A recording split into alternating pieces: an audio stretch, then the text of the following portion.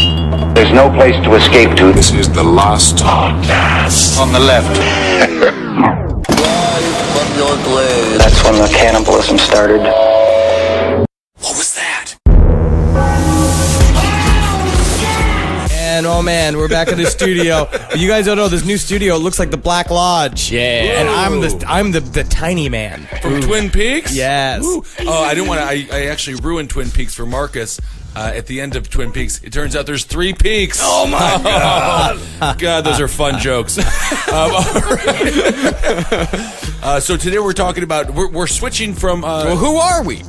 They know who we are. No, God, maybe not. Go through it every time. Every time. Because I am Ben Kissel. It's always someone's first episode, Ben. Welcome to the last podcast on the left. I am Ben Kissel. That's Marcus Parks. Hi. With us, as always, Henry Zebrowski. Thank you. I actually like to hear you say it. Cause I don't know why. Because I you don't just say know. it with it just like the weird like little flicks of rage that show up in your eyeballs. Guys, we're getting spooky today. Yes, we're talking about ghosts. That's what I wanted to get to in the first place. This is the Enfield Poltergeist. Stop playing Wipeout on your belly. Yeah, why? I don't. Henry is wearing short shorts, but somehow they make you look more nude than if you were nude. It's because they're lavender.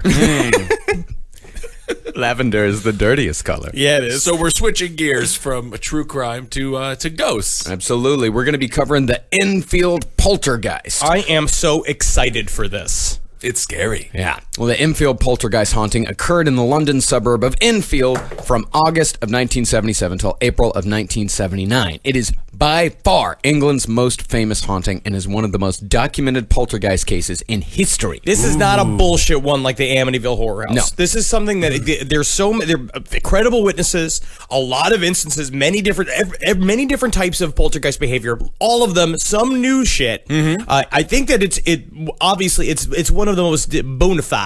So what happens here now? This is a British ghost. Do they haunt you with meat pies and stuff like that? Does it change because it's over in the UK? No, it's still, well, I mean, it depends on the voices that you listen to. Of course, if a voice comes through a little girl, then the poltergeist is going to speak in a more British way. That is one of the... There, you want a porter tea? Meanwhile, in America, it's like, Hello there. You want a 25-ounce or a do? I do want a 25-ounce or a do.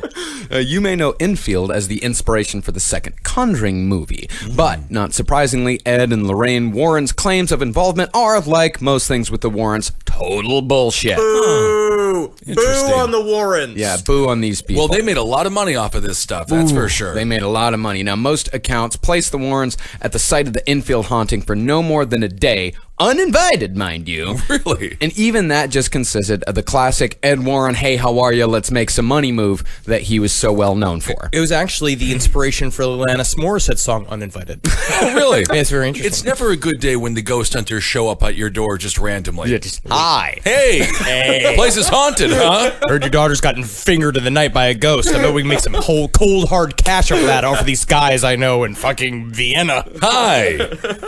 Well, because what I also love is that in Conjuring 2, they made Ed Warren Patrick Wilson, who is a gorgeous man. Oh, he's obviously, wonderful. And Vera Farmiga? Yeah. Farmiga? Yeah, she was great. Lorraine Warren, when in real life, the Ed and Lorraine Warren look like Pixar characters have come to life. They look like they both look like the grandfather from Up. Yeah, that makes a lot of sense. Well, The Conjuring 2, like, it's not even really a ghost movie. It's a superhero movie. It's a Christian superhero movie. That's exactly what it is. It's a Christian superhero movie. Kind of. I always just I thought it was a really great movie to remind us how comfortable lazy boys are.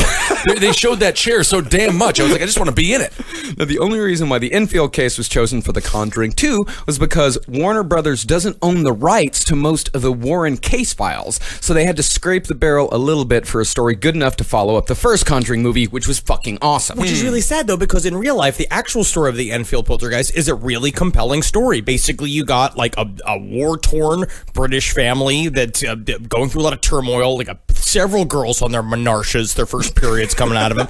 You've got a mustachioed ghost hunter that becomes a new daddy to the family, and it's very kind of sweet, and everybody loves a new daddy because old daddy always did something bad. I don't know how you describe this as kind of sweet in any way, but yeah. I think it's kind of a sweet story. It All is. right, we'll get into it. Now, the only people who said the Warrens had a hand in the case were the Warrens themselves and the girl who was the focus of the haunting, Janet Hodgson, who interestingly only mentioned them when she was interviewed for the DVD extras for The Conjuring 2. Sort of like she was forced to by a contract or paid to. And one thing I will say about Janet Hodgkins, like later on, she looks like that no matter what she's doing, she has a gun to the back of her head. She looks haunted and fucked up. Yeah. Now, all of the real information for our coverage of the Enfield poltergeist comes from one of the main investigators himself, Guy Playfair, who wrote the book This House is Haunted, about the whole incident. What's your book about? This house is haunted. It's very on the nose. It's something very similar to when you have some sort of Chinese or Korean delivery to your home, and the fumes from the food, from the appetizers, they simply do not leave, no matter how much Febreze you use. What's your book about? The remnants of these fumes. It's actually it's a super fun read, despite Guy totally not selling it at all in the preface. This is what he wrote. If you are not sated by all the horrors and occult titillations of books or films, such as The Exorcist and its host of imitators, and are still hungry for a more exotic thrill, then this book is not for you. Readers may find some of it rather dull, and a not very good plot, and some terrible dialogue. I like the honesty. I would continue reading. But it's just whole he basically because they want to basically these guys are hardcore amateur researchers, and they want you to show the world just how serious they're taking this, and it is a bit by bit recording of every single piece of activity that happened in that house. Oh yeah, I the like account it gets a little tedious at times, but that's Sure. mostly because over the course of 19 months that they spent investigating this haunting, Guy Playfair and his partner Maurice Gross recorded over 1,000 instances of poltergeist activity. Ooh, that's a lot of instances. It is 1,000 of them. 1,000. And also, Over 1,000. wow. and all of the dialogue from the book is taken from his actual field recordings of the family. And this is what I want to say about this family. They are not TV ready. I know. Well, in The Conjuring 2, they were quite attractive. It's interesting what Hollywood does. Are they lying to It's us? like they give them breasts. Really? Yeah, slap breasts on all of them. But she's only 12. God, let's put some breasts on Give her. me a six-pack or something, maybe two. Now, whether you believe this story or not, all hinges on whether you believe Guy Playfair, Maurice Gross, the Hodgson family, their neighbors, and half a dozen other witnesses. Either way, it remains one of the most active, interesting, and at times, like we said, one of the sweetest poltergeist stories ever recorded. It is. It's very Spielbergy. What I'd also say, too, is that when you look this up, if you type in Enfield Poltergeist into Google, it's going to pop up hoax first. Yeah. There's a lot of people that try to discredit this and debunk this story. We're going to take you through it's all the information that we could gather about this haunting, and we're going to make you decide what sounds real to you. Now, let's get to the haunt. Let's do it. I can't wait. I want to hear about all 1,000 of them. Now, the haunting began small, as these things usually do. On August 30th, 1977, the Hodgson family, consisting of Mother Peggy and children Margaret, 14, Janet, 11, Johnny, 10, and Billy, 7, were going through a bit of a hard time. Now, one of the Very best part interesting. about the Hodgkin family is that they are they hit all of the British family stereotypes. You got old rag woman who washes rags in a big basin all day. That's the mommy. You've got Margaret, the unspoken of child with the tiny mouth, right? There's always one older sister slumped over, being like, I don't look it very much. You've got Janet, the center of the activity, who's sort of like cross between lively daughter, like an Arya Stark, but also mostly like a pesky orphan. She's like the type of person to be like, get out of here, and you toss $1 to her and she runs out. Oh, that's kinda fun. You've got the sent away boy, which is the brother that is not around because he's been sent away. He's sent to boarding school, and no one says why he was sent No to one boarding knows school. No one had told Guy Playfair why. He just keeps saying over and over again, he was sent to boarding school for an unspecified reason, which I was not privy to. Just him in front of a burning police station. Yeah. He was trying to brush his teeth and they didn't allow it. And then there's the unacknowledged one. Yeah, the last Billy. one, who's the Billy, who's just like, hey guys, so if it doesn't hurt no one, can I get a bit of attention? I'll just go back to being a pickpocket then. That's it. He's like Donnie from Big Lebowski. Well, this is like, it's classic poltergeist stuff because there's a lot of turmoil in the house. Peggy's husband had left not too long before all the activity began. And this guy, he was showing up with the new woman in his life every time he came by to pay child support. Although I'm not really sure why he had to come by the house to pay his child support every month instead of just mailing it in. It seems European. You want it to get there. And, you know, he wants to look Billy in the eyes when he gives him that big money. And I don't want to shame anyone, but Peggy did sort of look like if you took Louis Anderson from Baskets and deflated him. Like, and she does look like that. Come on. She's That's not bad. That's Rag mean. woman. That's mean. She's a mother. She is a mother of 4, Henry Zabrowski. She's a mother of 4. She's a good woman. You got any rags?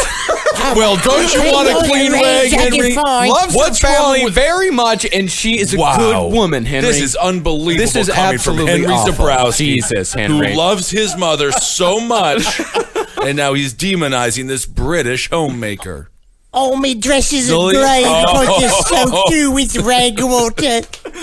Well, the family was living in government-assisted housing, surviving on welfare and child support, which, of course, only added to the stress. The 2 daughters were also flowering. That is so to actually a speak, much more disgusting way of saying going through puberty. which is, as we all know, among the most common causes of poltergeist activity. But nothing was like listening to thin-lipped poltergeist experts from the UK fucking paranormal society all being like, And so, yes, the youngest lady was at the moment of the inception of the poltergeist activity, had her menage.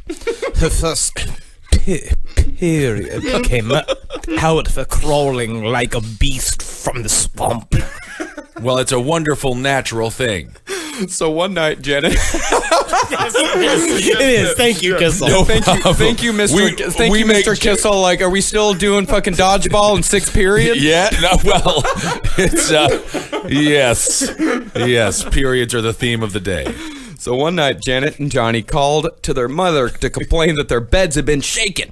Peggy ignored it till the next night when she was called to their room once more. This time, the kids said that they had heard a shuffling noise, like someone had been dragging their feet across the floor while wearing slippers. And Peggy heard it too. And that sound was followed by 4 loud knocks. Knocks, not ham slaps.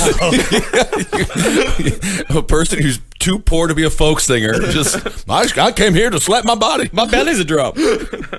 Then the children's chest of drawers started sliding across the room towards the doorway, traveling about 1.5 feet. Peggy pushed the drawers back, only to have it move again. You back there, you don't hear you move there again. All right, I've got rags and my water's getting warm. It's the opposite. You got cold water slowly gets warmer. I like to be cold so it don't wash as well. That is kind of crazy. Okay, enough of the rags. Well, the rags are an integral part. When she tried pushing it back a second time, she found that she couldn't budge it an inch. Understandably freaked out, the family decided not to bother her brother and his family who lived up the road, so they knocked on the door of their next door neighbors, the Nottinghams. It's the Nottinghams. Of course it is. Yes, of it's course. always the Nottinghams. I think it's Nottingham's. Nottinghams? Nottingham? I'm gonna be winging it with a lot of these pronunciations. Well, Nottingham's, I mean, that's a pseudonym. Really, the only people that we know the actual name of is the Hodgsons, who were known as the Harpers in the book. It wasn't until much later that they came out and gave their real name. Guy Playfair was actually very good about not blowing up anybody's spot. Well, it's But because it's a little bit stereotypical, though, isn't it? You just called them the Nottinghams? Sure, yes, but it's also honestly, their spot had already been blown up because we're gonna find out the first people they called was the reporters. But we'll go. Yeah, but the reporters actually never revealed their names. Yeah, that's good. Yeah, that's good. That's good. I mean, that's Bad of course. reporting. I mean, no, Ben, that's British politeness. It's British responsibility. polite. The tabloids in the UK are horrible. It's a lot full of nudes. They have nudes in their tabloids. That's what makes it better. It's I don't actually know. not horrible. That's better. I don't know. Vic and his son went over to check out the house and said they heard hollow knocks following them throughout the house, despite not a single other person being present besides the 2 of them. I think it's interesting, and every single person that talked about Vic Nottingham, they all said the same thing, the same line. He was a builder, so he wasn't afraid of nothing. Builders are tough. But at the same time, I think construction workers are always the first ones to get spooked in all the Abbott Costello movies. That's possible. Like Scooby-Doo, they're like, get out of here. They're tough though. They're up there. They're not afraid of heights. I'll tell you that. Now, this is very interesting. I just now discovered this. The difference between regular knocks and poltergeist knocks are audibly subtle, but the acoustic waves tell a different story. A 2010 study published in the Journal of Psychical Research compared the two types of knocks and made a fascinating discovery.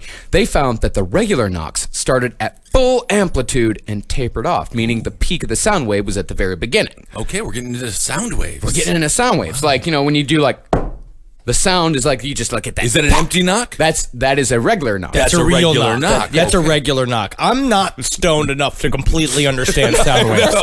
We do have to do an entire new podcast, Knock Talk, and we will get into knocks. But the poltergeist knocks show a different kind of sound wave, with the peak coming after the sound has already begun, kind of like the seismograph readings an earthquake gives off. Secondary knock. Well, it's not a secondary knock. It's just how the knock flows. Yeah, the knock begins before the top of the knock hits. Top of the knock. So it's like, instead of being like, it's like,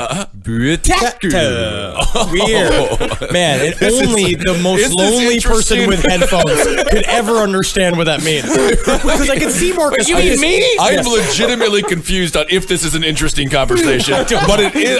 It's a lot of knock talk. This is fascinating. The Knock acoustic talk. signatures are different. Okay. I just see you at home with your headphones that are even bigger than the ones you have here. Comically It's like large. Comically Yes. large. Being like, I can really hear it. Caroline is just scared in the other room, just smoking a pickle.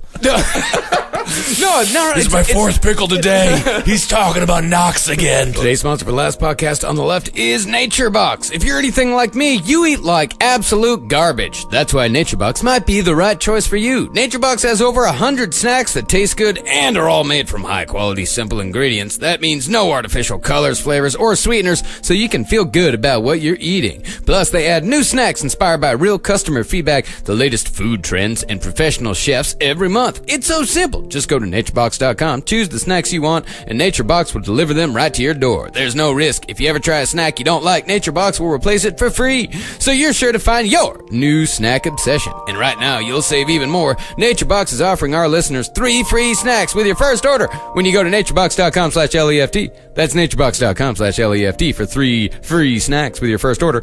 naturebox.com/LEFT.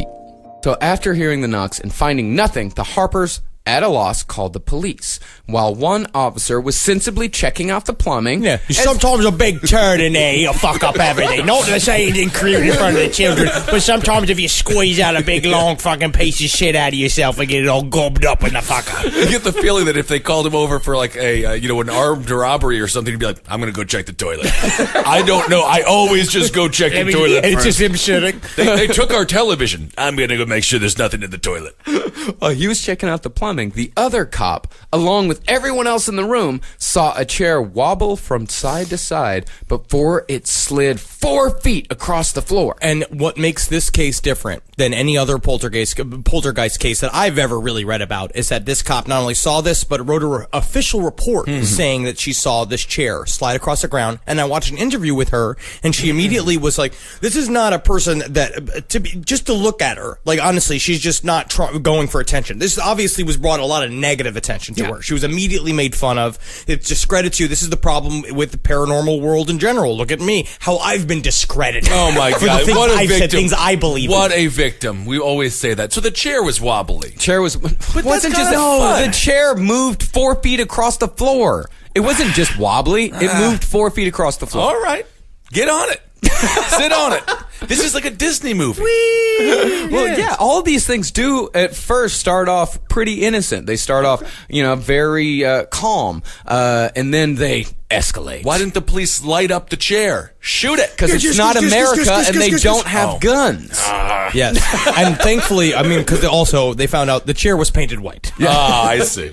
But since no crime had been committed and no perpetrator could be found harassing the Hodgsons, the police left, and the activity only escalated from there. Well, The next day, Do you wonder if the toilet was clogged? the toilet was not clogged. All right, good The to know. plumbing, the knocking wasn't coming from the plumbing. Their shit was so thin from how much like bone broth that they ate. I every see. night. Okay, I'm just asking questions. The next day, Johnny's marbles and his Legos started flying through the air, seemingly of their own volition.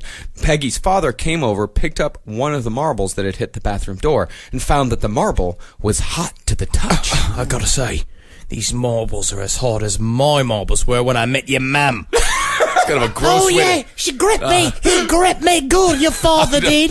I don't think we want to get into all that. And after 3 more days of flying marbles, Peggy called the Daily Mirror, thinking that they might have some idea of who to get a hold of to check all this out. And this actually has precedence now when we look at trailer trash here in America. When we look at That is not an I'm appropriate gonna term say- for individuals who reside in trailers. But like we talk about Window Invader, like the guy, the famous. We have a lot of famous eyewitnesses in this country. That's what they did. The same thing, being like they'll put us on the TV. Yeah. Like, they're gonna come and like we'll tell the whole world about these ghosts, and everyone's gonna be like, "Oh shit, ghosts!" it did seem like they wanted attention. No, right? it's not Well, that. Why would It's you that- contact the Daily Mirror? because they want somebody to do something about it. Yeah, and the cops wouldn't do anything. All this activity is happening. They knew that sometimes newspapers covered ghost stories, and they thought that maybe the Daily Mirror might have somebody that they could contact, or at the very least publicize their case, so somebody who might have an idea on how to make this stop might see the news story. We'll publish this right between the nudes and the story about how Prince Charles hasn't ejaculated in 30 years. But this was before the Daily Mirror was complete trash. This is when it was coming up. It was like coming up the line. right. And also, you have to understand, these are also not bright people.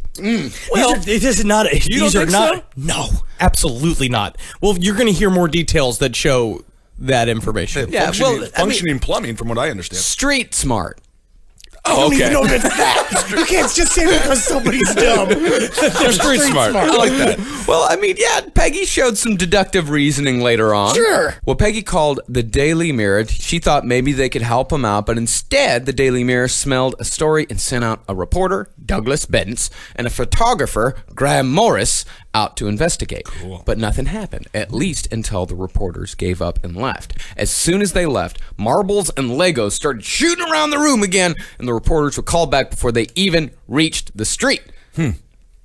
And as the photographer was snapping photos, a Lego brick flew towards him and smacked him hard enough in the face to leave a bruise that lasted a week. No, it does sound like a dumb small thing, but if you've ever had a little brother or a little sister whip a Lego at you, Oh, it'll which hurt. I've had Jackie do, Yeah. it hurts. You got 4 corners on a Lego. Well, the only people who could have thrown the Lego from that angle were the other reporter and one of the Nottinghams. And I think, and that's the one thing that Playfair also hits in the book a lot, where he keeps saying it over and over again, which is what does make it a difficult book to read. But being like, these things are flying around, and nobody is near where they're coming from. Yeah. They are coming from other sides of the room. They're materializing from the ceiling. They're coming up from crazy angles, and they're going really fast. And so, and the thing is that you'd see somebody throw it that fast. You don't think a cat could do it? guess I'm a asking naughty- that question. There were no cats. There's no There was cats no in there. cats. No cat. No, Well, I the thought cat all was British families had boiled. cats. It was boiled on their Thursday boil night. Oh, I see. All right, this Well, I is don't the know about all UK. that. All right, I don't- okay. they boil whatever's around to eat. Okay, well, you never know what a cat's up to. Well, the reporters came back a couple days later with a senior reporter in tow, a man named George Fallows. According to Peggy, he was the first person to ever say the word poltergeist in her presence. God bless you. Poltergeist! God bless you then. Oh, is it? Your place is haunted. This house is haunted. God bless you then. Now, Fallows explained to Peggy that often poltergeist activity centers around girls going through puberty. Now, after Fallows patiently explained to Peggy what the word puberty meant, Yeah, she knew what the word She did puberty not. she meant. absolutely did not know. did not know How what the do word they- puberty meant. A She's grown not a- woman with 4 children didn't know what did puberty not know went. what puberty She meant. didn't know. She was like, Oh, see me when Jenna gets the splatters? You know what? Street smart. Street smart. even people on the street understand something's happening to her. Yeah, I don't know what that's all about. But she did. I mean, she knew what puberty was. She just didn't know the word puberty because once Fallows patiently explained what he meant by puberty, she confirmed that Margaret, the oldest, had flowered the previous March. Oh yeah, she's getting a drip. Oh yeah, she's getting a drip just like me and your grandmama fortunately did. That's fine then. The reporter then tried to trick Peggy by asking her if she was interested in moving, as people like Peggy who lived in government-assisted housing a lot of times claimed houses were haunted in order to get a new place.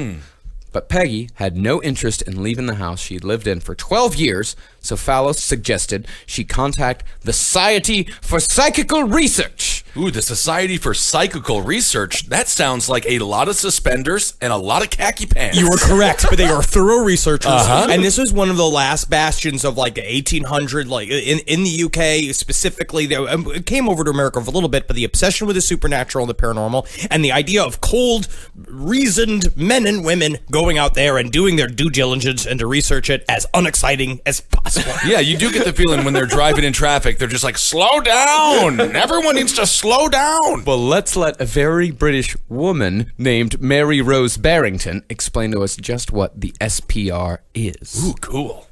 The Society for Psychical Research was set up in 1882 to investigate those faculties of man, real or supposed, that are not explicable on any generally recognized hypothesis. It doesn't have any fixed ideas or opinions, and anyone can be a member whether they actually believe in paranormal phenomena or not. But of course, obviously, most of us are convinced that there is some reality in these things. Just spice it up for a second. Yeah, just get a little bit interesting, please. If you spiced it up, Henry, that would make it undignified. I don't care. You must keep it with the most utmost of dignity at all times. Entertain me. Dame Edna and Julia Childs. That's what she sounds like, a combo.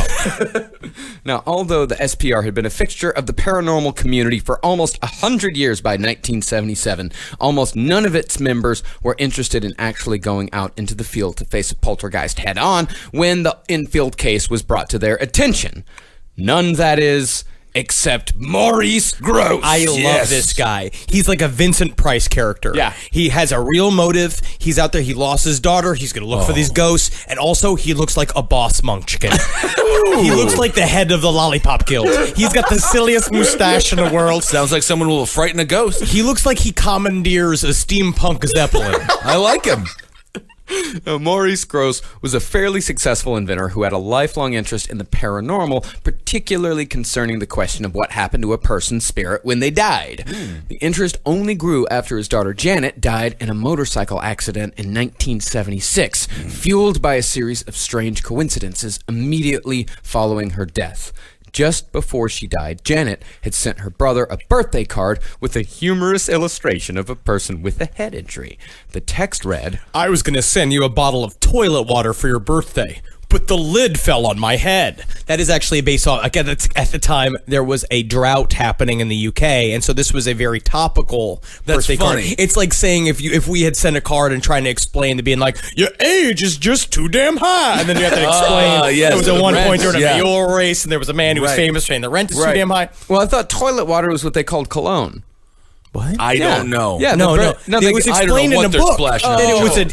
it was a what? Yeah, toilet water No, is what they... no, Yeah, you're they talking call about it eau eau de de toilette. toilette. Yeah, That's a bad eau de water. toilette. No, that is Yeah, not. that's no, I'm about to throw my headphones at you. No, that's like a French term for fancy water. No, I I'm heard telling that you, man, toilet that- water was what they called cologne. The English call it... I'm going to say Google toilet water. Sure, of course, Google toilet water. Wow, it's all about the plumbing and toilet water here on this Poltergeist episode of the last podcast on the left. Dictionary, toilet water, a dilute form of perfume. Wow. Henry, Where's that? you lose. I just have Marcus never Parks heard that for the before. victory. I'd like to see a panel of people from the UK tell us that they call it toilet water. The internet just did. Yeah. That The is internet the is panel. filled with lies. Well, yeah, Fake most of them you news. believe. Not fake news. Not fake news. Toilet water is perfume. Now, Janet's... I don't know if I want to wear it, but Now, Janet's personal inscription on that card read, And there won't be much of that left soon either. talking about her head. No, it's talking about. It was not talking about her head. It was talking about water. No, it's talking about the head, but No, the lid Marcus, fell on I'm my gonna head. Oh my No, goodness. But the lid fell on my head. I am and so there close won't to be- nerd alert in this entire conversation. about the water. I was going to It was send you about a the bottle water. of toilet water. We've got a nerd alert. We've got a nerd alert. We've got a nerd alert.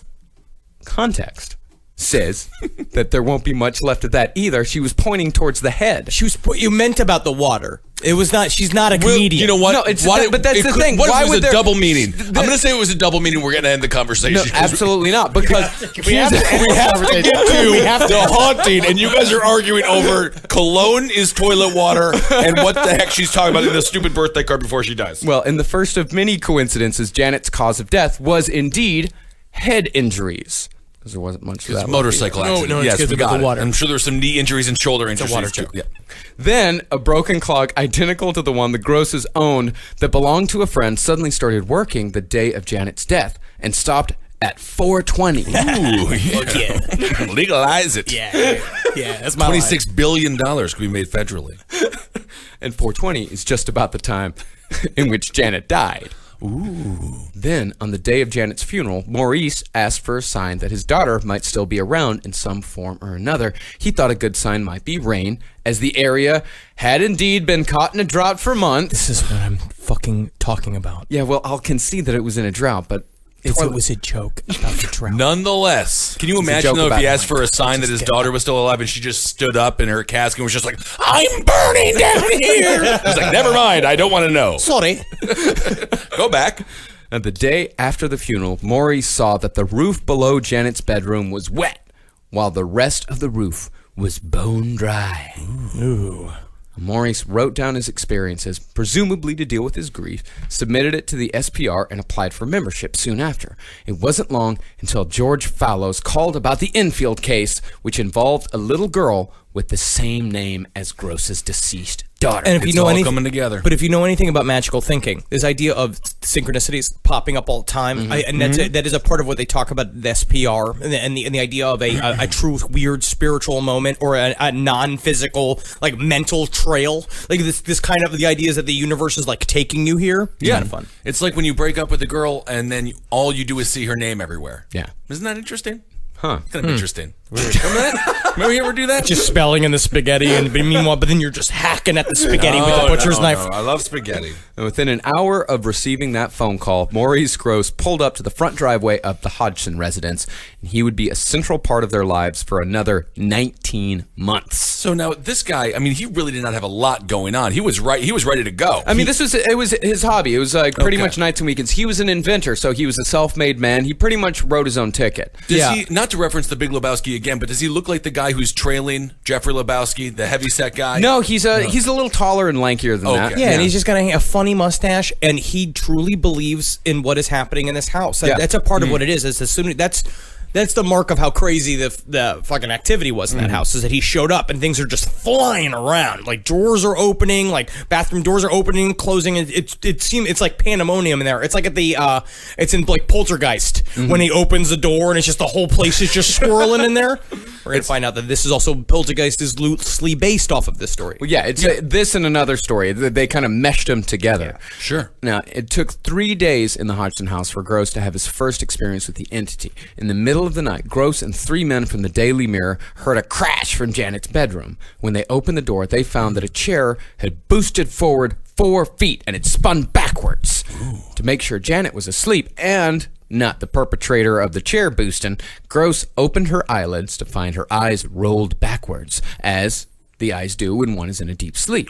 He also lifted her arm and let it drop and gave her head a little push. Ooh, and then he called a WWE ref over and he counted her out a 10 count. Yeah.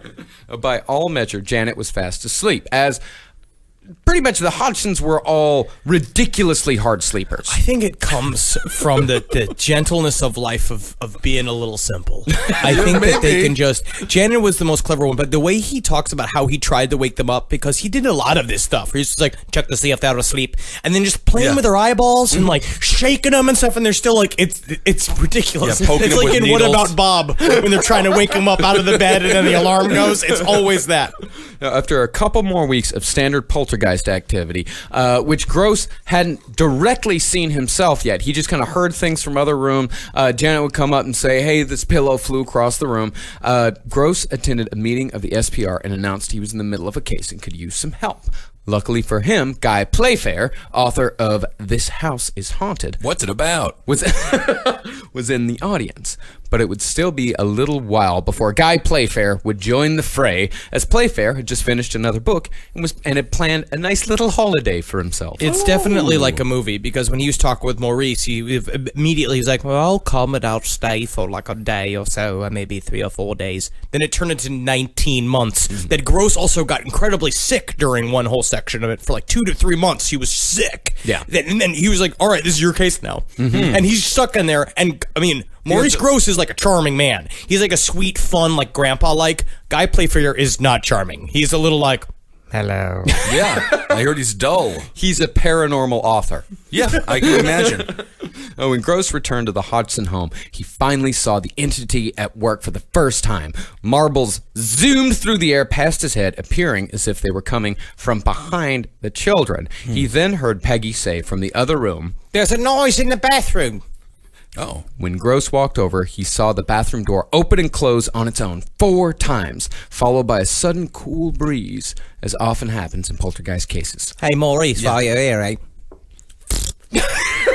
That's another noise in the bathroom. That's kind of funny. That's what I did. I made it. I made the noise myself. Yeah, they do ghosts just act like drunks. They just act like sailors. Just throwing things around, opening and closing doors. Well, they're oftentimes compared to children. They're like childlike ghosts. They are looking for attention in some way. What it seems like, what they say a lot of times is that with poltergeist activity, the hypothalamus of the person is the center of the poltergeist activity, like fires up. So essentially, it's either an entity or just random energy that is using a chunk of our brain as an amplifier, like sort of like a Wi-Fi router. And then all of a sudden, it's just throwing things around the house. If you could train it to turn on the TV, this is before remote controls. They had remote controls in the Did they? late 70s. Oh, yeah. Huh. Well, I also think you could train the ghost to do it.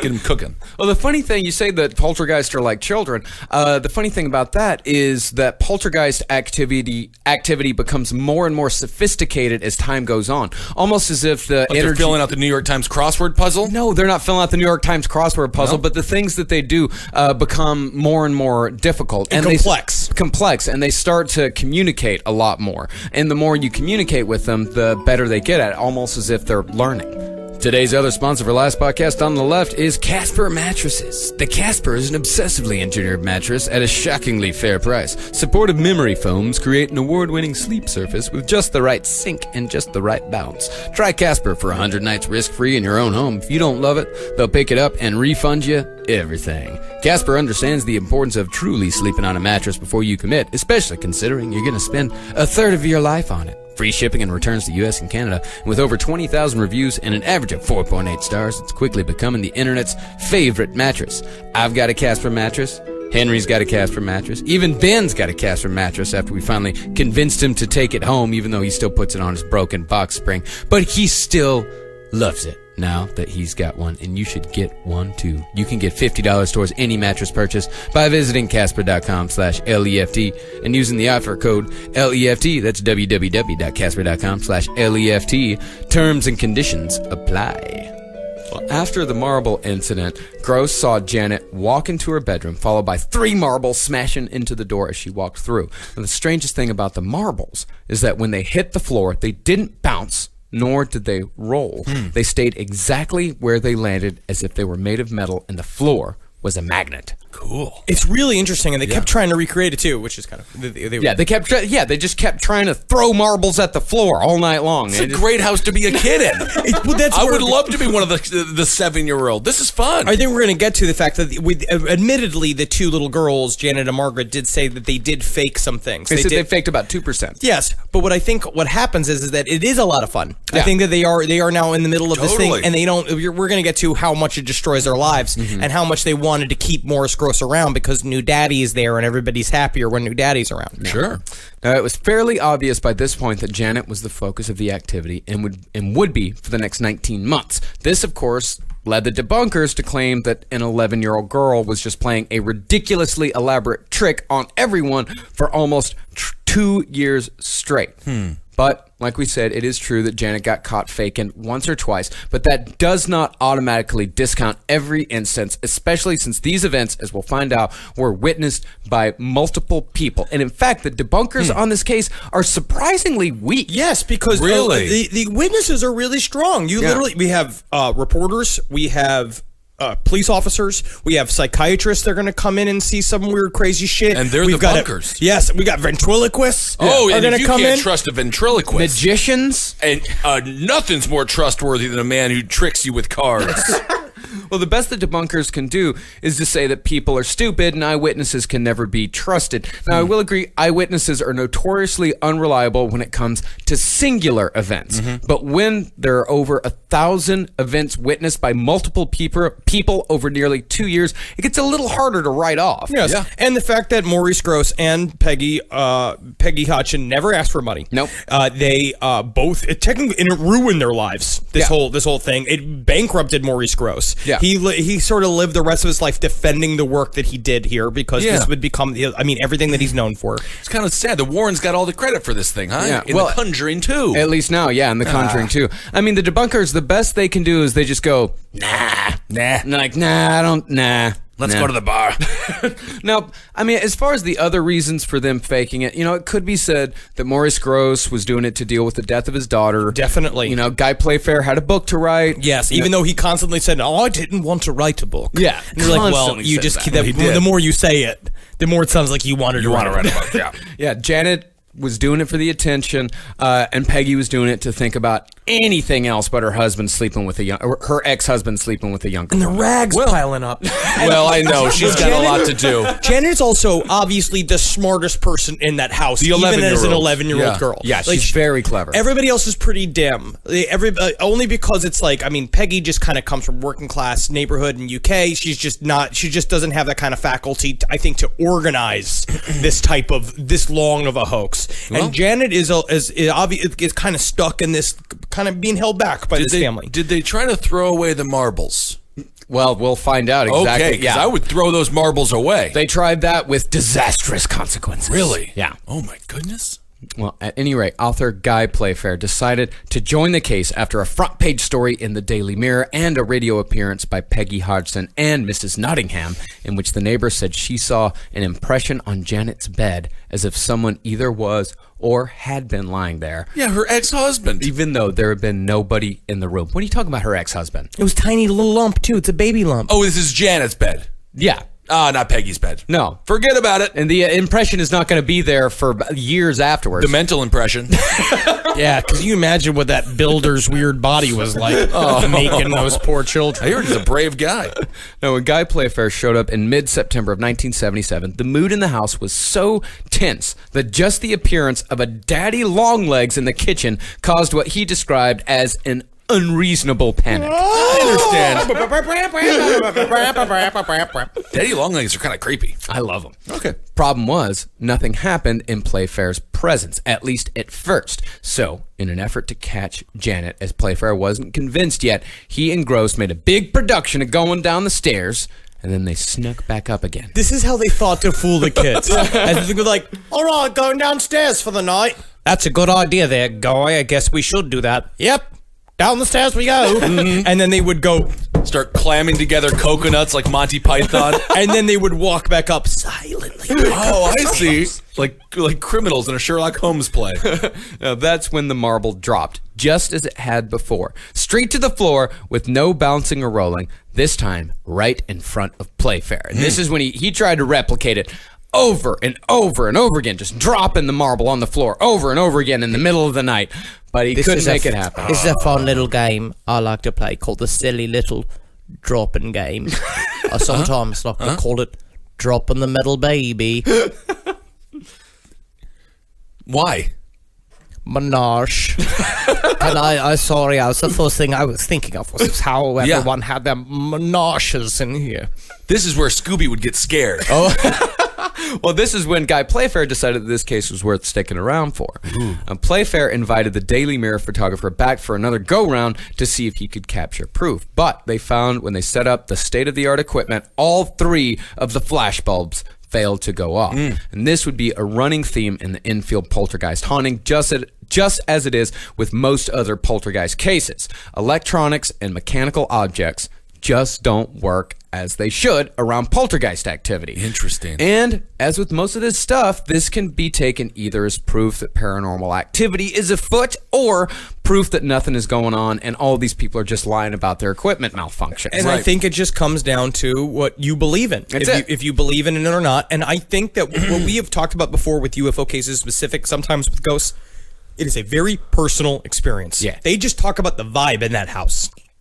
Everybody who talks about the Enfield house, where they were, they said it felt strange. Yeah. It felt like there was somebody in there. It felt like they were being watched all the time.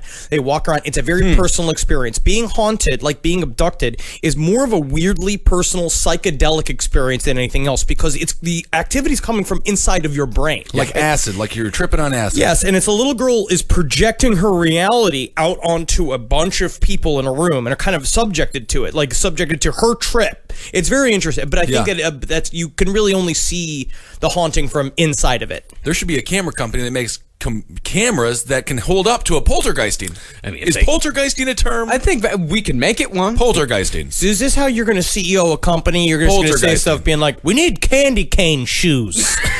Can you guys Because do I that? love, yeah, of you course. do that. You lick them off of yourself at the end of the night. So soon after the photographer incident, the first of many disturbing events involving a pillow occurred. One night, many disturbing events with pillows. In I this know, house. but we're not talking. This isn't your origin story, so it won't be so disgusting. And one night, Playfair and Peggy noticed an indentation on a pillow that appeared to be the same size and shape as a child's head, even though no one had been laying there. After seeing this, Peggy decided that the ghost was definitely a child, and she had good reason for thinking so, because years earlier, down the street, a 4-year-old girl had been smothered to death by her father, who killed himself right after. Wow. And the reason why Peggy thought that the spirit had settled into their house was because she, having been acquaintances of this family, had acquired some of their furniture. Don't take the furniture. So she died on this couch. Just one. Can we have yeah. it? Yeah. Yeah, I can just take it then. You can take it. It's totally haunted. Yeah, it's gonna are ruin you your sure? life. That's great, but it's free, Yeah, you can take it. and I can squat all over it. Yeah, it's gonna ruin your life. It's totally haunted. Great. Yeah. Now, once the activity started, she threw all that furniture out. Good. But she was convinced that the spirit had stayed behind. And speaking of Peggy's sensitivity, she said she could always tell when the poltergeist was about to make trouble, as she'd get a headache in the same spot in her head right before everything went to hell every time. And I got to tell you, it's different than the other pains me got. Yeah, I got hook feet. You know what I mean? I got Sunday ankles. Is everything down there? I got rag lung. Hold on. You got rag lung I got rag lung from the fibers. from the fibers of all the rags you clean. Always scraping and digging it. There's the hard stains on the rigs. Well, I never heard of that before. Well, it's because you're not a rag woman, are you? I'm not. I didn't even know that was a job. I did not know that. And the activity wasn't just specific to the Hodgson house. Once, when the Hodgson family was down the street at Peggy's brother's house, a plastic rod from a toy suddenly materialized in front of Peggy's sister-in-law as she was pouring tea. and that is one of the most rare forms of poltergeist activity, and it happens So a it's lot. following them. It just pops up. It follows her. It follows Janet. Yeah. It follows Janet. It follows Janet, but not too far, which we'll find out later. That's the interesting thing, is that it follows Janet, but it only follows her so far. It's kind of cool, though. Like too, Wi-Fi. If you're Janet. Again, it's like Wi-Fi. Yeah. Oh. Now then came the apparitions, seen not just by Playfair, Gross, or the Hodgsons, but neighbors as well. The brother saw the first one. He saw a light a foot tall burning in the Hodgson's window, which slowly faded away. That is crazy. The idea of walking into a house, because he walked over in one house and there was just, it looked like a floating fluorescent bulb was just in front of him. Now, Ooh, a hip house. in that same day, both Vic Nottingham and Peggy saw an old woman with gray hair appear in different windows, completely independent of each other. And later on, young Johnny saw an apparition of an old man with big white teeth staring at him. Clean, disgusting, nice, English, American-looking teeth. Don't worry there, mate. It's just me, Jimmy Savile. Nothing can go wrong here. He scrapes her name in the back of his record store wall. Ugh. God. The incident with the old woman happened only a month into the case, and already 15 people had seen something and were convinced that something paranormal was happening in the house. That's when Playfair made the first of his hundreds of audio recordings, hiding the recorder in the Hodgson house to see if the phenomena still occurred when no one outside of the Hodgsons were present. Honestly, this is where the research, their idea of trying to get unfettered, like unbiased information that they could put down gets a little creepy. Yeah. Because they definitely put cameras inside of little girls' rooms without them knowing. But I don't think that they're creepy. I don't think that, the whole Gross was situation's kind of creepy. I think they're sexless. I think Gross and I don't Playfair think do not anything think like about that was it. going on. I actually do think they are like the sort of things that we would think like, that's a little creepy, like that's a little sexual and weird. It just doesn't cross their mind at all. Well, they're ghost hunting. Yeah, they're Focus. searching for the truth. They're real scientists. Yeah. Unemotional Spocks. Slow down. Now, the audio on that first recording wasn't great as the family was watching Escape from the Planet of the Apes that night while the recorder was going. I think these are real monkeys. You think they're displaying monkeys? I don't know, Mother. You look at them, you're like, well, a monkey would have a monkey's face now, wouldn't it? Act this guy, act his face. Janet, you are the smartest one. We're trying to get the ghosts on audio here. If you want to keep it down There's during monkeys this. in a tiny box in the house. Yeah, really We kind of gotta hurt. get rid of this box. This box showed me monkeys. It showed me wars. It's a VHS player.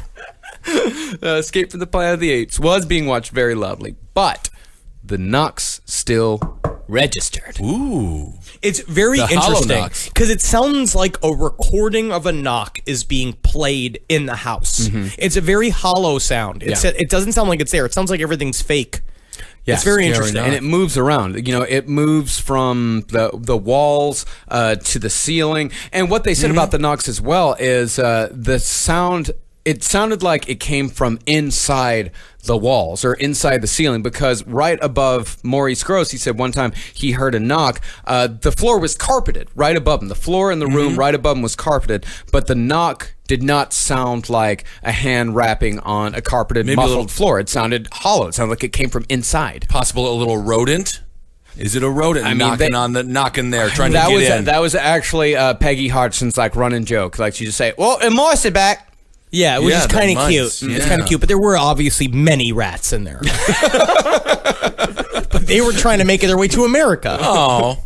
Well, Playfair then arranged for a husband and wife team of mediums named Annie and George Shaw to drop by the Hodgson house to see if they could make some sort of contact with this thing. Sure. Annie sat down and told the Hodgsons that the spirit was most likely going to speak through her, but there was no reason to be afraid.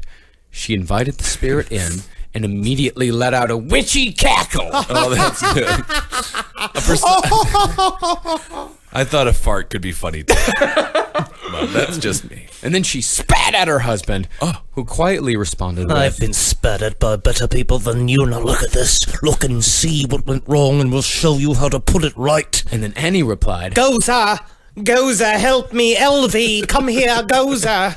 and this is where Dan Aykroyd got the name Gozer from. It's Really? true because he's brought up this book, This House is Haunted, several times. Oh my goodness. He is us. Yeah. He is, Dan Aykroyd is I me. love Dan Aykroyd. Yeah, He because is hilarious. this book came out in 1980, and and around and he started writing the Ghostbusters script around this time. Of course, like Dan Aykroyd, he just eats this stuff up. loves He loves paranormal stuff, a and he great- said himself that Gozer is where they got it from because they wanted yeah. something that had some sort of real world connection. He totally believes in aliens as well. There's a documentary where he's talking about aliens. Unplugged on UFOs. But then he talks about how he just like slept through it. He's like, I didn't get out of bed. He did. And that's the whole story. But it's like, get out of bed. You're an alien aficionado. He's tired. Anyway. So George described Gozer as, quote, A nasty piece of work. A sort of black magic chap.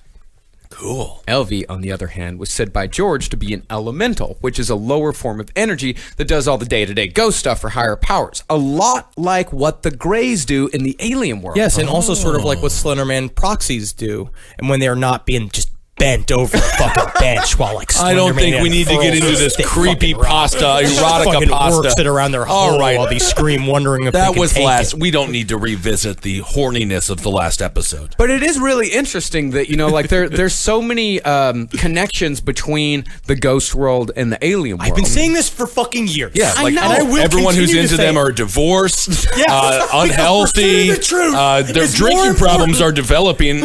Because I realize that at some point I will have to abandon you.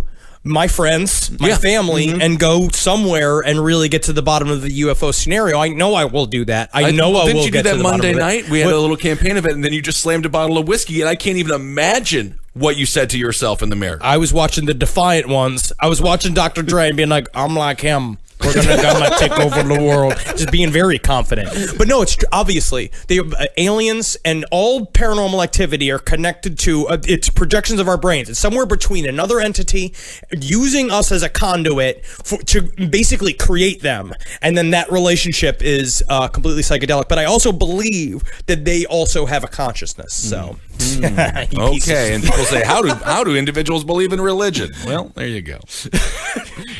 So slap you in the fucking. You're far away from me today on this episode. You might have to kick me. So after the session, George and Annie went about, quote unquote, healing Janet's aura, and it worked for a little while at least. The Hodgson house was quiet for about a week before the activity started back up again. The bed shook, sheets were torn off the bed, and the knocks got so loud that they were heard by the Nottinghams next door. And the classic pools of water started appearing as well, just as they had in the Black Monk of Pontefract case and in many other poltergeist cases. Cool. Then it started to get violent. Uh-oh.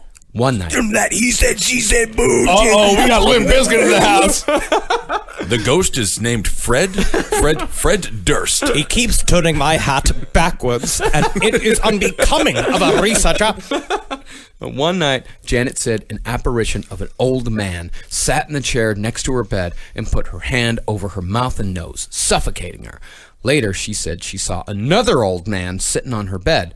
That old man looked like Vic Nottingham's father. And actually, Janet had a very good relationship with Vic Nottingham's father. He was very friendly to her. And she thought that, like, oh, Grandfather Nottingham is here to protect me from the bad old man. Okay, we're not going to get too into this. I just don't like having the two old men fighting over the little girl. It's a very strange scenario. I once woke up in the middle of the night and saw an apparition of my grandmother sitting on my bed. At least she wasn't sitting on your bed. You know what I mean? Wink.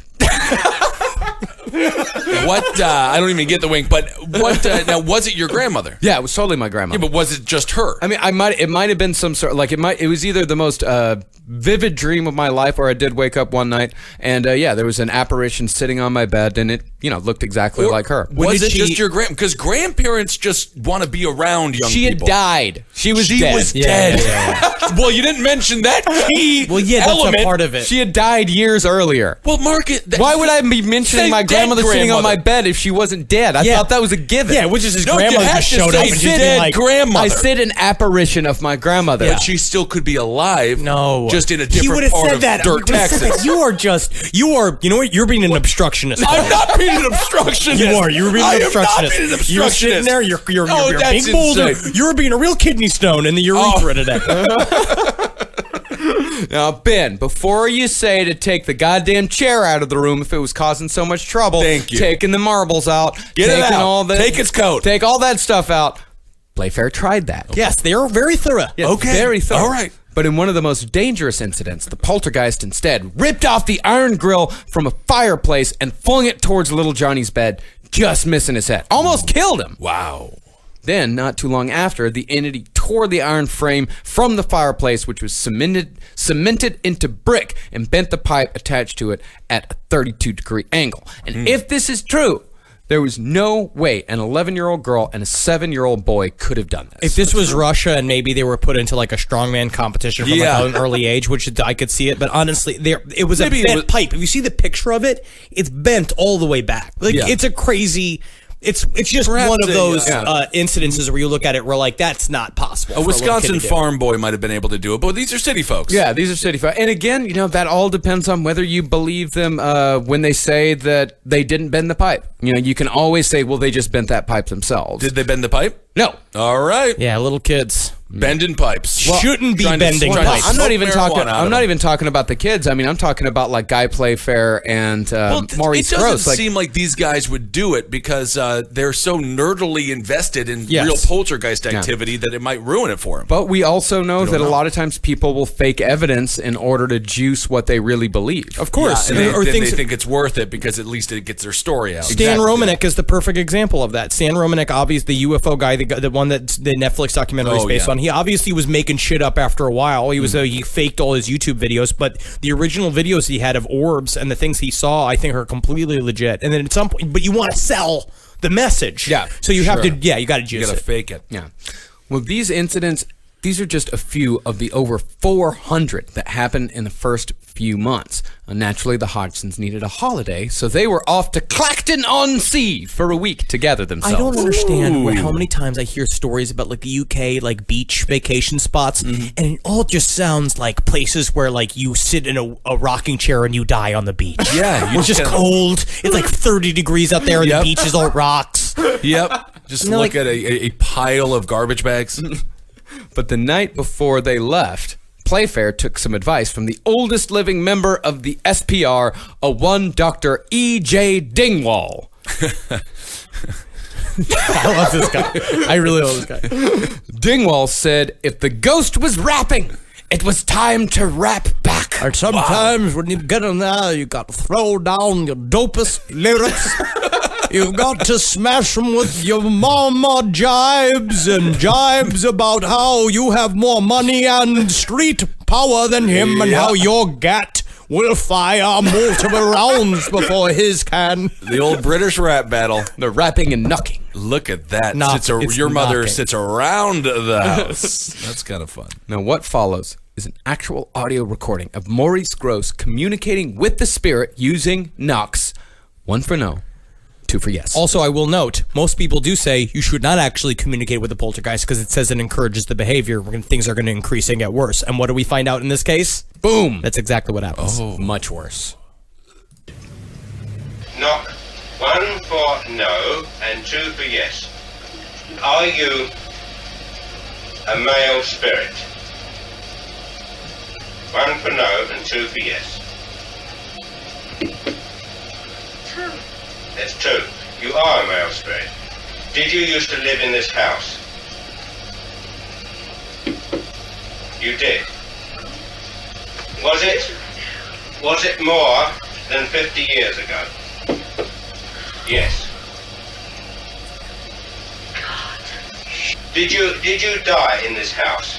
Did you pass on? You did pass on in this house. Now why are you here? Are you unhappy? You're not unhappy. But why are you here? Is it because you want to give us a special message? No. You don't want to give us a special message. Are you having a game with me? Oh, right. As I asked the question, are you having a game with me? It's through the cardboard box and the pillow right in my face. Well, thank you very much. That was a very good answer. Wow, that's so cool. It's kind of cool. So literally, a box flew off the table, hit him in the Wow. face, and I did hear her in the background, "Oh, crumbs." They are a fun bunch. Yeah, that box, it flew 8 feet with such a force that it made a swishing sound as it flew. And if you sit and listen to that footage alone with headphones on, like I did, and Marcus did too. Oh, yeah. Which is good because Scary. we're the new version of Guy Playfair and Maurice Grosse, but we're gonna make it sexy. We're gonna make it new. We're gonna make it fun. But Not you, dull. You can hear that the knocks are coming from different places in a room. It's like sounds farther away and then it's closer. It's kind of fun. It's fun stuff. Yeah. Scary stuff. Yeah, and Grosse and Playfair, they tried to replicate the sound of the box swishing through the air, but no matter how many times they threw that box across the little girl's room, they could not reproduce it. This is such a fun place to be a kid. Yeah. It is. Yeah. Now, the strange thing about Grosse is that the activity seemed to happen around him a hell of a lot more than it happened around anyone else apart from the family themselves. In fact, it rarely even happened in Playfair's presence. Now, some people think that there is a connection between how much one is open to the experience and how much one actually experiences. But skeptics say that that's just proof that one hears and sees what one wants to hear and see. I believe that Yeah. perception's got a lot to do with it. But if it is really happening, though, I think what is the reason why he sees more activity than Playfair does is because I think Janet really sort of grows to love Maurice Grosse. Like they spend a lot of time together. Like because he reminds him of she reminds him of his daughter. And he's sitting there and he's doing homework with her and he's hanging out a lot and he's become like a comforting presence in the house. And you could see how as she becomes emotionally closer to him, it's almost like she's letting him in on more of the activity that is coming from her own brain. Dangerous stuff. So if the more open you are to it, then the more likely it is that you're going to see it. Why haven't you seen anything yet, Henry? I don't know.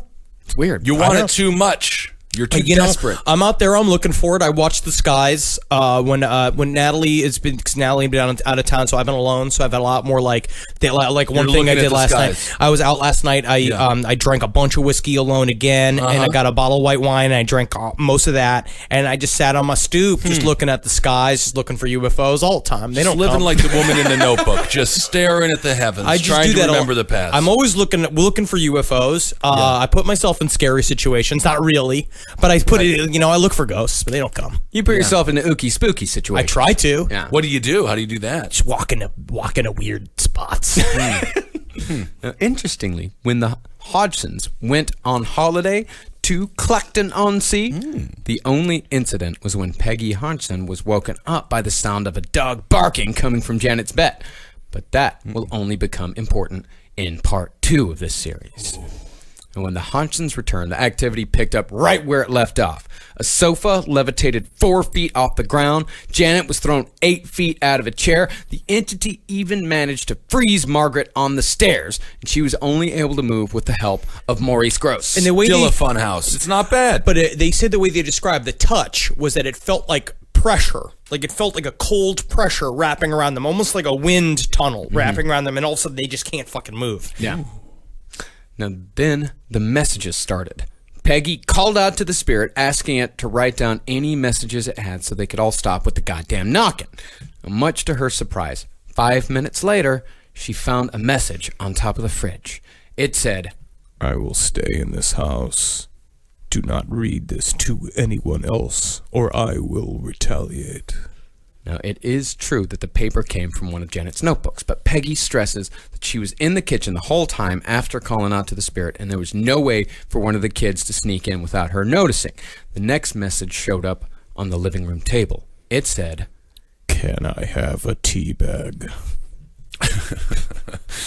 Got a double meaning. Peggy obliged and placed a tea bag on the table. And a few seconds later, a second tea bag, crumpled and torn, appeared next to it, even though Peggy said she was alone in the room.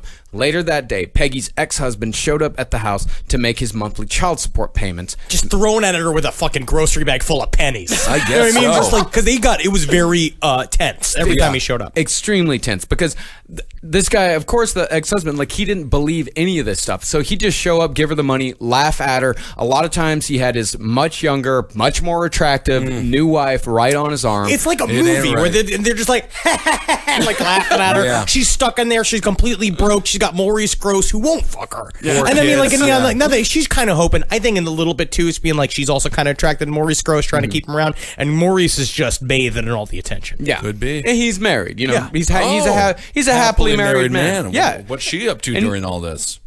the wife, His wife. patiently waiting. Look at that. Now, Peggy, going against the entity's instructions, showed the ex-husband the message in a bid to get him to take her seriously. And immediately after he left, she realized what she'd done and apologized to the spirit, saying she hadn't remembered the last part of the message. And another paper appeared on the table that said, A misunderstanding. Don't do it again. I know who that was. That guy's scary sounding. yeah. But it also must be mentioned that the handwriting was pretty damn close to Janet's. I think that this was obviously because she did admit to faking some stuff, and I That's think pretty that this was, intelligent stuff for an 11-year-old. I think that when you're watching Beware the Slender Man, the new HBO doc, I mean, well, I guess it's not that new. It's like a couple months old, and about the two little girls that stabbed their friend, In according Wisconsin, to like to Slender Man's whims. The lead girl in that, Morgan, I think has the traits of a psychopath, and I don't buy anything that she says, saying that she believes that Slender Man wants her to join and have her go go to the mansion, do this shit, I don't believe anything. I think that little kids are surprisingly capable of doing like very ornate hoaxes and very clever things. And I think that this is the most innocent thing that you could do. This is literally her trying to make her mom feel better, like trying to like do a thing. And she saw her mom be so upset that she just did this little joke. Not a joke, but like be like, maybe this will help her. Scaring her. Yeah, it's kind of scary though. And if she was able to pull this entire thing off, that's a pretty damn good trick for an 11-year-old girl. Oh, yeah. Between her and Lisa Simpson, I don't know who's smarter. Oh, my God. Oh, my. Well, either way... either way, that doesn't explain how Janet was suddenly being thrown from her bed night after night, sometimes followed by Margaret being thrown as well. Janet had also started falling into trances. She would cry and scream the word mummy over and over again, except she pronounced it mamai. Mamai. Mamai. Just weird British nicknames. And when she spoke in these trances, it was creepy, nonsensical shit like, "Where's Gober? He'll kill you. Where's Gober? He'll kill you." Yeah, and she did say Gober, not Gozer. Interesting. And what's really interesting is that Gobert is actually a French word. It means, 1, to swallow whole, 2, to believe easily without evidence, or 3, to take a shitload of acid or ecstasy. Seriously? Whoa. Yeah. Cool. Gobert. Go Bear. I'm sure I'm not pronouncing that right, and I'm sure people will let me know. No, we don't have a lot of French-speaking people. Actually, Although we are gonna be in Canada. We can ask the French Canadians. There's plenty of people that think they're very clever speaking French out there. Gobier. Gober. I just want to say go Bears, and then I say Pack Attack is on the attack. Go Pack Go. Come on.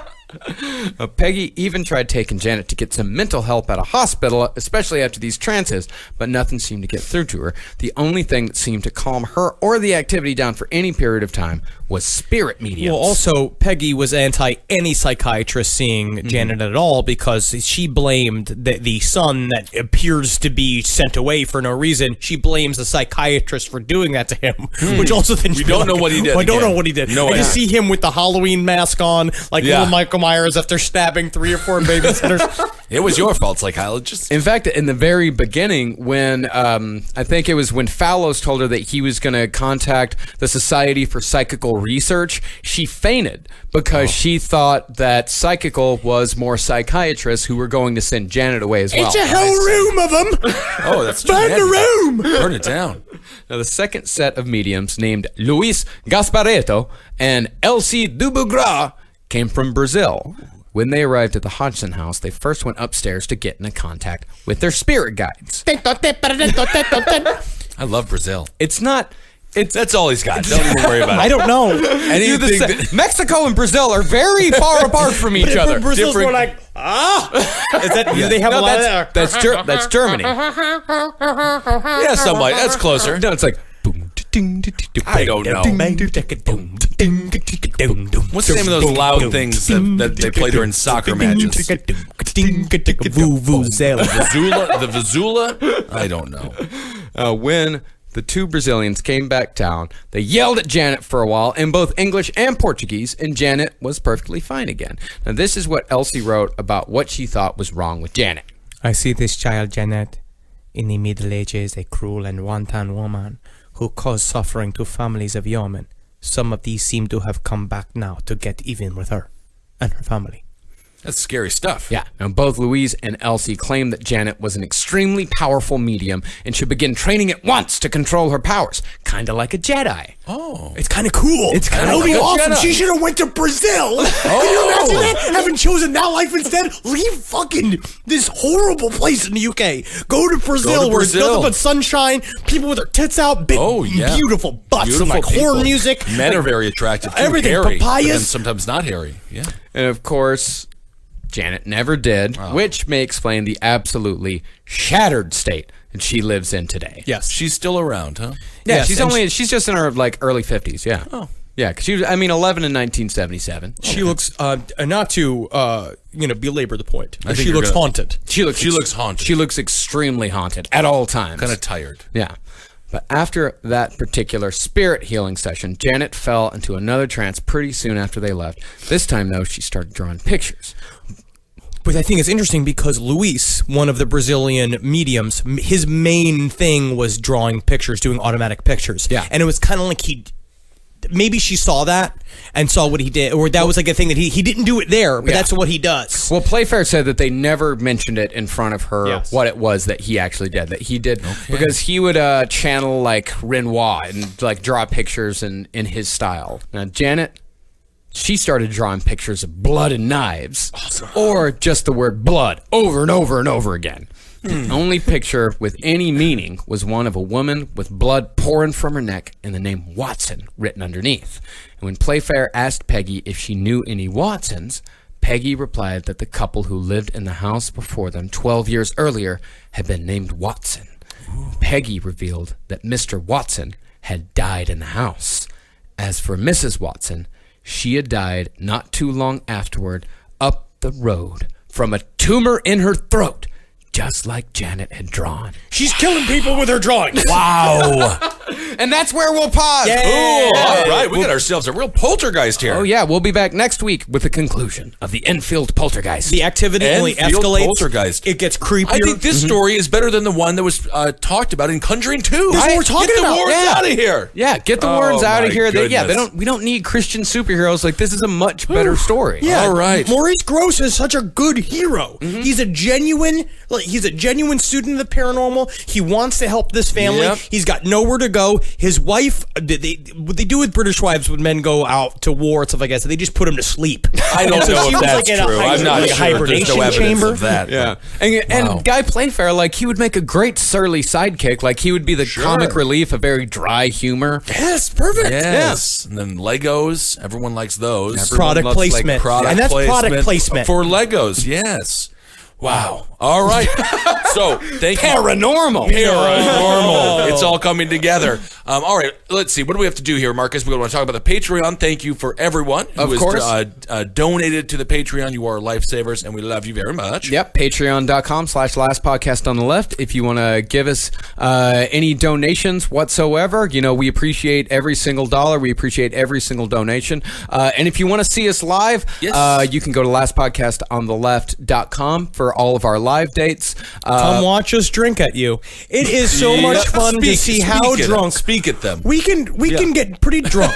You know what I mean? Well, I want to say thank you, everyone in Nashville. We had such an incredible time. Nashville was so awesome. And that city, they call it Music City for a reason, because the music was incredible. I did not want to leave. I know, Nashville I is was one of those actually kind of places. upset. We only had one night there, and I would have Yeah. loved like multiple. We always spend like all of our nights in let's go to Glasgow for a month. Let's go to St. Louis. And not a diss St. on Louis ended Glasgow up being, or St. Louis. St. Louis was surprisingly a lot of fun. Oh, they're always St. Louis is incredible. great. So thanks to everyone who came out to the Nashville show. And also, speaking of Nashville, I want to thank the guys that made the amazing poster for us for the Nashville show.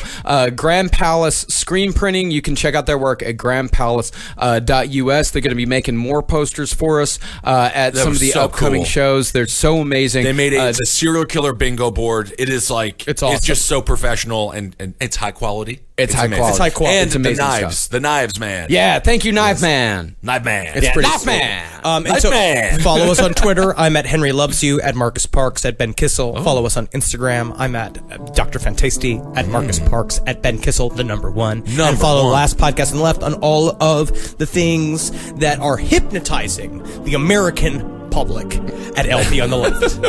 And check out all the other shows here. Check out Movie Signs with the Mads, with, of course, the very famous Pickle Girlfriend. Oh, yeah. Abel Against Top Half for everything political. Roundtable of Gentlemen. Wizard and the Bruiser. Sex and Other Human Activities. Page 7. 7. You're really starting to say Wizard and the Bruiser without contempt in your voice. And I think that's really nice. I'm over it. I'm over really life. nice. I'm over everything. It's it's one of those steps towards suicide kind of things. Okay, cool. No, I'm just joking. Yeah, that's it. Haunting. I don't know. What is wrong with you? Hail Satan. Hail yourselves. Elgin. Hail me. We're gonna get so fucking spooky next episode. You're gonna throw up. I'm on kind the of scared. family. The way that you did that ghost voice is scary. Thank you. Not that one. That's even more horrifying. Megusalations.